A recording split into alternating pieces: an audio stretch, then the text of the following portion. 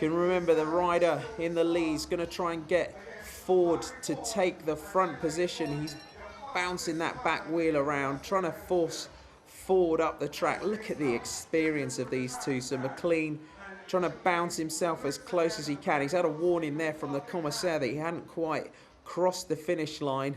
So Ford bouncing his bike up as close as he can to that wall at the top.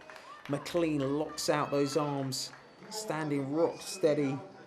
So these riders can do this until they get a whistle from the commissaire, the judges, that they can move off again. McLean just eyeing Ford at the top of the track, and it's the Barbados rider that gives up first. So once again, McLean bouncing himself up the track.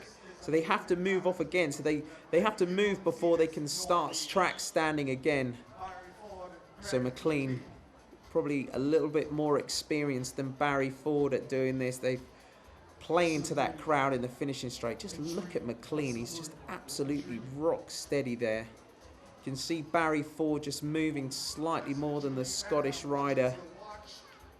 McLean didn't quite get what he wanted there. He wanted the big West Indies rider to take the lead, but he's going to hold him at the top of the track.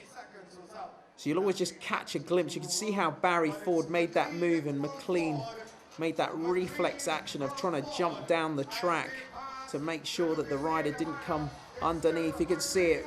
Ford starts to use that banking out of the saddle. McLean's looking round, that trademark style of Craig McLean. Barry Ford sits down.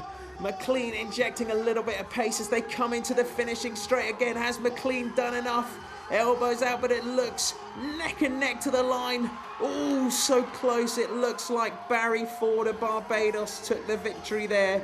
And that's going to be a popular one for this Arima Velodrome crowd. Sit up.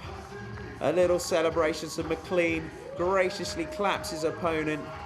Ford celebrates that win to this local crowd, and really, really popular victory.